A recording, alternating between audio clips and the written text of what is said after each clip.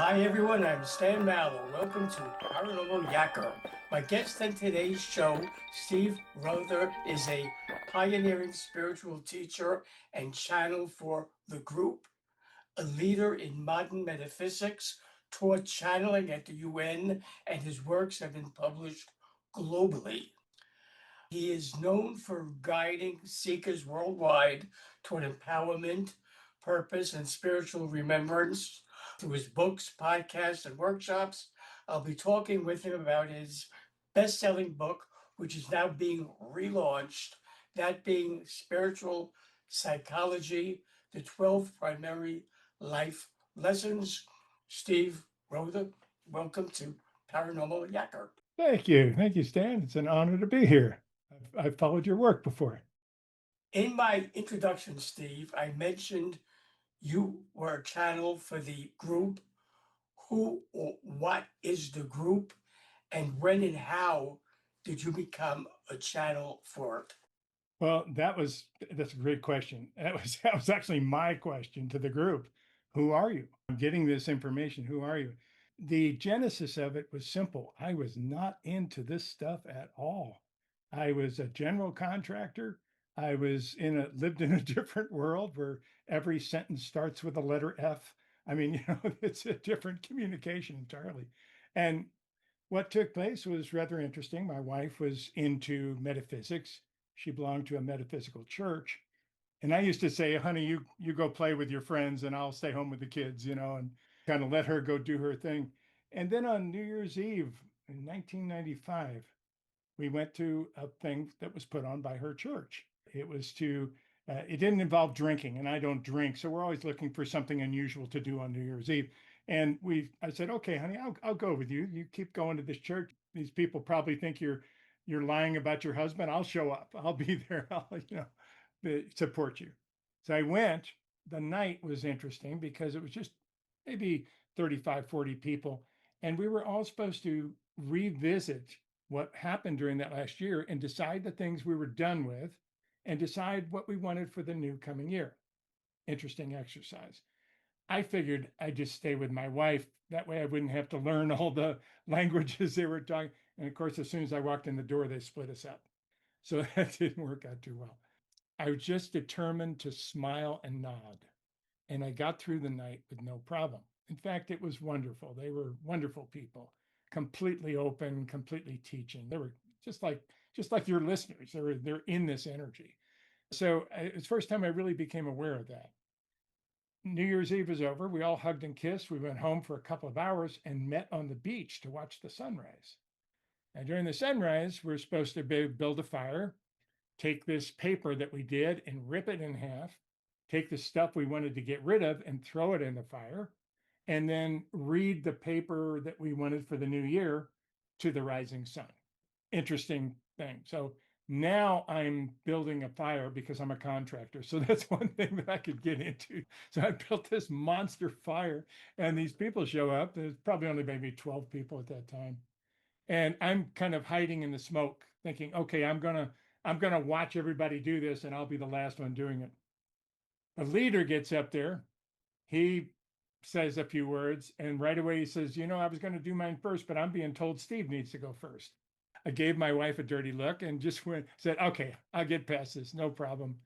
So I take this smudge stick, I think they called it. It was this burning rope type thing. And I held it up to the rising sun.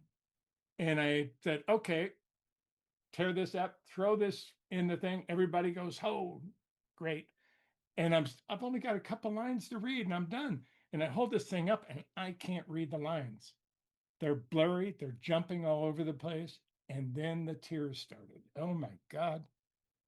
I was being hugged in a way that totally changed my life. They just completely surrounded me. And the people around the fire were worried about me because I was being really quiet. I wasn't saying anything. I'm still holding my hand up with that paper in it, not doing anything. And they're all sending me energy. And I didn't know what the hands were. I thought that was some sort of, maybe a metaphysical handshake or something. I didn't know what it was. And so after a short time, I became aware that I was still here and I was they were watching me and so forth. And I kind of came back in my body. And I only had three things to say. And I said, okay. And all I could say is, I will be a light worker. That's all I could say. It wasn't on my list. So I went back in to get back in the line. And my wife leans over and says, what's a light worker? I said, I don't know, but we're going to find out, I'm sure. Everything in my life changed from that day forward. Not only mine, but my wife as well. We literally shifted everything that we were doing. My contracting business ended up closing about 3 or 4 months later. We just couldn't get work no matter what we tried to do.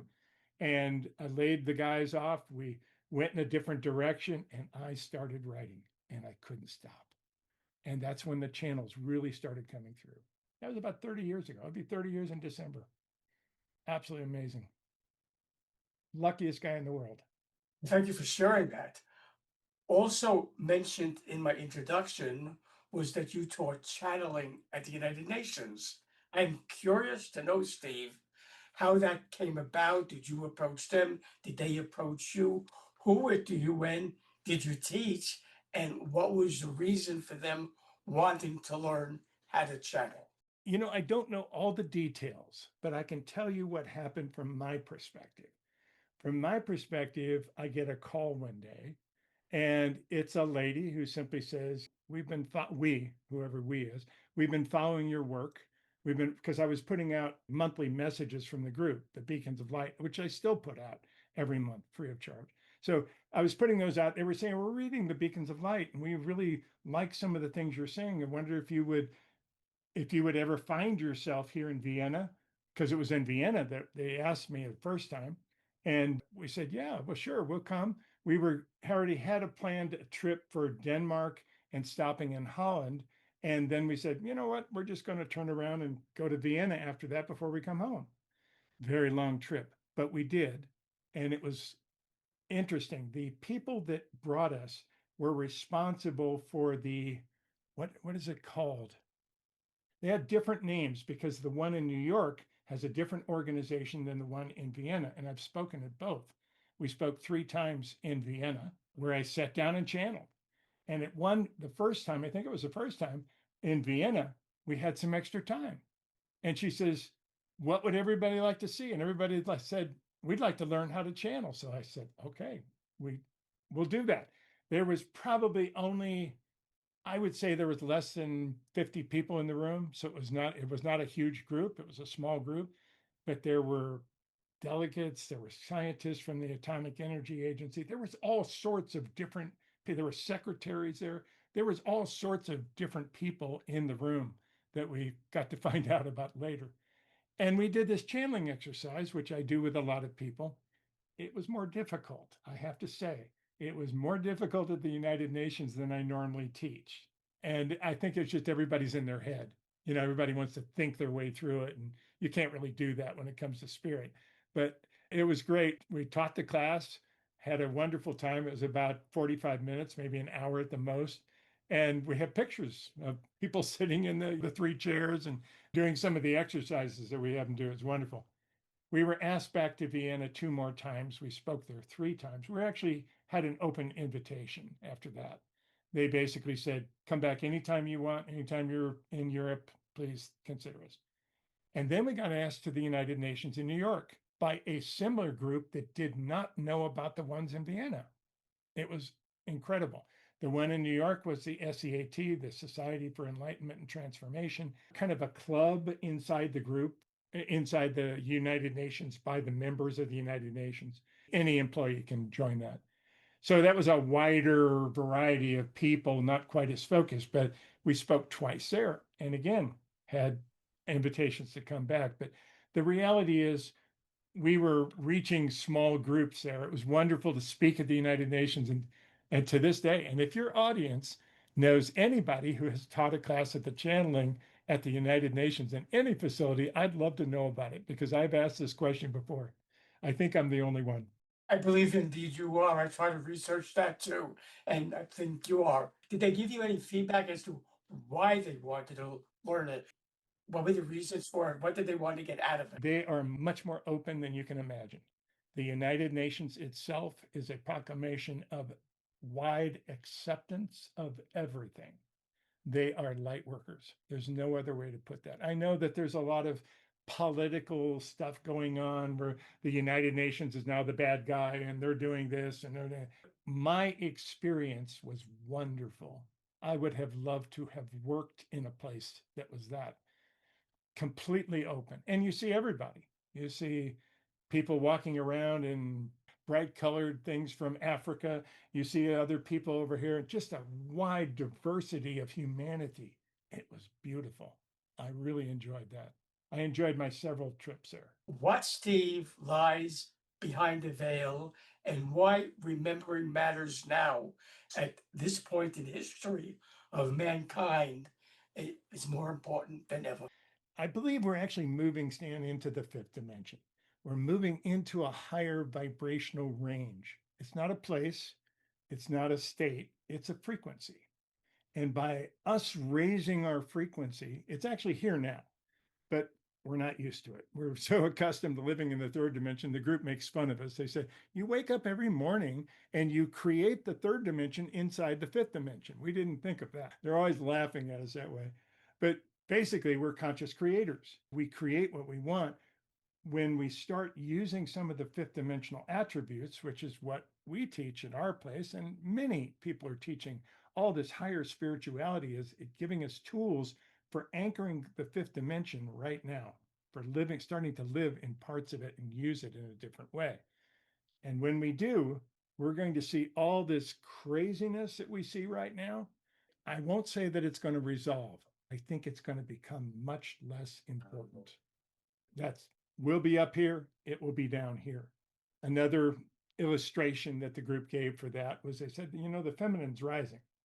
And it's a wonderful thing because humanity needs the feminine energy back on this planet again. We had it here, but we have it completely out of balance. And the feminine's been rising. We see it happen. The last big one, of course, was the Me Too movement. It was huge. All of a sudden, everybody's aware that we have been abusing this energy. As that rises, we also see the masculine energy, which is what we're seeing today, doing everything it can to hold it down, to keep it from rising anymore. It's almost like it was taking over. And it's not a fight. It's just, we have to balance. We need both. But that's one of the things that is happening right now. The group likens it to the Shakti and the Shiva. The Shakti has the Shiva.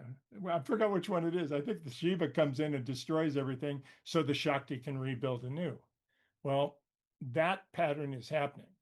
We're seeing things fall apart. We're seeing things change.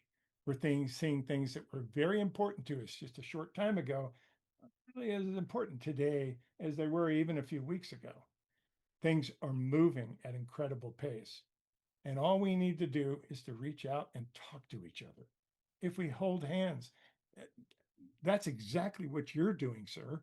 You're doing an awesome job of making this energy spread out to other people so they can take what they want and empower themselves. If we do more of this, all of this stuff goes away. If at all possible, could you, Steve, give a Reader's Digest version of the 12 soul lessons you say we all came here to master, and why is it important that we master them? What the group says about this is interesting. They like to put things into stories we can understand. So they kind of give us these images and these human stories. Of course, they don't exist the same way on the other side of the veil. We're all part of each other. So it's very difficult to describe. But the primary life lessons were an interesting way the group told me. The way it developed was simple. I was doing private sessions. I was trying to support myself after my construction business closed. And the group says, well, there are people that would love to talk to you. Why don't you make private sessions available? This was a long time ago. This was the year 2000. So here I am trying to offer private. I've got a telephone set up that all to record everything because I'm very technical. So I set everything up and I started doing private sessions. And after a while, I noticed that when this problem would show up, that I would have the same answer for multiple people.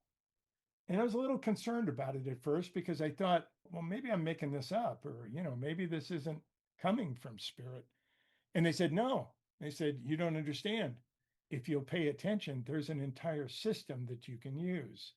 And that's when I became aware that I already had this information from doing all these private sessions.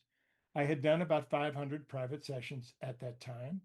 And I basically took that information and said, okay, when somebody asks this question, what does the group normally come back? Oh, that would be acceptance. So I gave a chapter on acceptance, gave a chapter on adaptation, on communication, all definition, all right down through all 12, which are basic human things. There's nothing really mysterious about it, but we really work on one.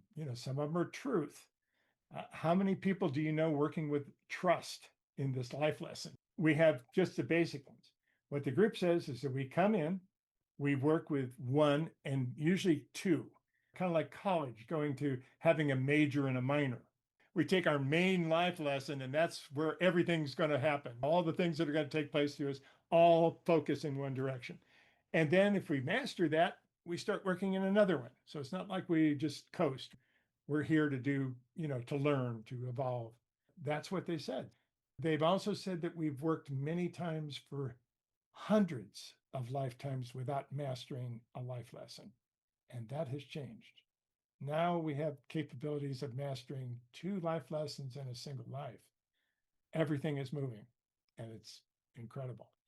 So that's what the 12 primary life lessons is about. The book, of course, has more about the 7 stages of life and a whole bunch of other aspects, that kind of how the group views human life. How, Steve, would you suggest we mortals go about working with higher guidance in our everyday life? That is the key, everyday life. When I was raised, we had our spiritual Sunday. We went to church on Sunday. That was our spiritual day. It was a great habit to bring us back into that. But we need to walk in this stuff every single day. It's not so much about taking a moment to be peaceful or taking a moment to find our center, even through meditation. It's really about how would we work if we were all connected? That's what's ultimately happening in the 5th dimension. We're going to feel each other. So if we feel each other all the time, it's going to be much harder to do something that hurts other people. Very simple. We're going to start living in a different realm altogether, and hopefully we'll start to get used to that. You, Steve, say that challenges should be navigated as initiations, not punishments. What are your reasons for saying that? Look at any life, if any of your listeners look at their life, and they look at some of the worst things that happened to them, they'll also find that they had great change as a result of it. Most of the major changes in life happen in a negative way in the beginning because we're not expecting it, we're not used to it, we don't know how to adapt it, and we're attached to some image we have of the future. If we let it go and just flow through life, everything becomes easier. The group gave me a very important lesson, and I repeat it all the time because I need to learn it. If you're walking through a mud puddle, there's one secret: keep walking.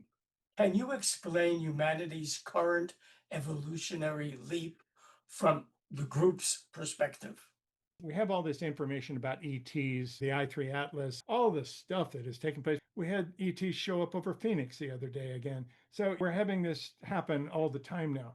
What is taking place is we are evolving. And there are beings throughout the cosmos that are more advanced from us technologically, maybe even spiritually, certainly with communications and ways of life, but there's none that have shifted dimensions like we are in the process of doing. It's almost as if, well, let me give you an illustration. Let's say that AI starts to grow and we start to nurture it, and it starts to turn into a sentient being. And we end up leaving the planet and leaving AI to develop on its own, to turn into something. And then we return many years later and find that it's developed and it's actually ready to take another level, another huge leap. That is causing attention throughout the universe. It's why we have so many beings on. The focus is on us. First thing I asked the group about the 3i Atlas, they only said one thing about the whole thing. They said, "You are being watched." Simple. And we know that. The government can deny it all we want. There's too much of it. It's happening everywhere, every time now. Your online community, Aspavo, has inspired millions. When, Steve, was it founded? What was your motivation, your inspiration for founding it? What are its goals, its mandate? And is there a backstory to the name you gave it? We started originally as Lightworker. Remember, I said that around the fire, that's all I could say was, "I will be a Lightworker." We actually registered the domain Lightworker and had it for many years until I got into a legal battle with MGM Studios and had to leave that one alone. But the name of the company was always Aspavo. And the reason for that was a channel that we did back in 1998 in Baltimore, Maryland. I still have it on audio. They told this beautiful story about Lemuria and this young man who was living in Lemuria and how he was growing up and what it was like to live in Lemuria, because they had different energies back then. We had open heart chakras where we felt everything from everybody, and we learned to make it work. We always walked through life holding hands with people because it worked. So it was really an unusual thing. One of the things they said, they told this beautiful story about, they had a custom. The custom was that we would find somebody older than us that would help us transition when our time came. Or excuse me, younger than us. So that if we decided to leave the planet, they would come wherever they were and they would help us leave the planet. And that was done. Anyway, that's where the word Aspavo came from. This was being done by Amor, who was the lead character, and he was called in to help his charge cross over. And the gentleman said, "Before I go, I want to leave something behind." He was a linguist who studied the ancient languages of Lemuria. And he said, "I want to bring something back," and it's the word Aspavo. We used to use the word Aspavo for hello and goodbye, kind of like ciao or aloha, something of that nature. It was and literally translated, it means thank you for taking your power and not giving it. So that was the basis of it. I took the word from that channel, registered it, trademarked it so I wouldn't lose it again. I did the whole thing. I trademarked the other one too, but anyway, you don't push the rivers. Sometimes it's just easier. That's where the word Aspavo came from, and we still use it. We've registered the new website under steverother.org. And the reason we did that, interestingly, is Aspavo is a word that's very hard to say. So it's been steverother.org for some. Are there any messages from the group you have not as yet spoken about in our interview that you feel is important for my audience to know? If so, could you please tell me what they are? The biggest thing that the group is talking about right now is this evolution. There's two aspects of it. I'm going to use a similar word for both. They fit in both, but they're different. One is multidimensional, which means that we are in multiple lives at the same time. There's 11 of us. They actually, again, put it into words that we can understand. It's actually infinite, but we have a problem understanding infinity. So they basically say it's groups of 12.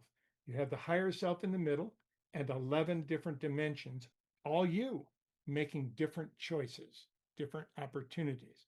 Over here, you're married with 2.3 children. And over here, you're single. You're extremely religious over here. And over here, you're an atheist. So you get to experience a wide variety of humanity with the same experience. And that is interesting. We didn't really need to know that. It's interesting, but now we need to know that because the walls that separate those dimensions are starting to thin. And we're starting to be able to blend into other dimensions of our time space. It's not necessarily that we're going to meet another you, but we're going to run into people that know the other yous. We are going to enter into that world occasionally and have thoughts, ideas, things cross over from one to the other. Well, the Mandela effect's a fascinating thing, but on its own, it's really interesting to study. But the reality is, the group says that is the dimensional walls thinning. because it's basically about remembering this is what I grew up with. Coca-Cola always had this dash in between, and over here in another dimension, it has something else. It's not the dash, it's a little lower. Another dimension, it's something else. Well, if we only lived in the one dimension, we wouldn't be having the Mandela effect. But now we're having the Mandela effect because we don't know which one we're seeing. And it's all over the place. So that's something to watch for and be excited about. Should viewers of Paranormal Yakker want to buy Spiritual Psychology, the 12 Primary Life Lessons, which is a powerful guide to soul growth and personal empowerment, learn of the other books you've authored, your courses, workshops, retreats, and online community, Aspavo, how can they do that? SteveRother.org. It's all there. We have a YouTube channel, Aspavo TV, but you can find all the links at steverother.org. We have a podcast that we do. I'd love to talk to you sometime about being on my podcast because you're a fascinating guy. But nonetheless, we have a podcast. We have a lot of things that if you go to steverother.org and you go up in the upper right-hand corner, there's a big thing that says free backstage pass. If you sign up for a free backstage pass, you get all the free stuff that we offer and access to a lot of other things. So that would be the first step. Take a look at that. If it resonates with you, you can take other courses. We have other things that we can do there. We also have a monthly Q&A on YouTube where I actually go into a live channel and answer these questions from the group. Steve Rother, I thank you for being my guest on Paranormal Yakker. Yakking with you has been a fascinating experience, and I do appreciate you sharing your incredible spiritual journey with my audience. Thank you. Thank you, my friend. It's been a real joy. Hi, everyone. This is Stan Mallow, the Paranormal Yakker. I hope you enjoyed the interview you just watched. So that you don't miss any upcoming shows, be sure to subscribe to my free YouTube channel. To do that, just press the subscribe button on your screen.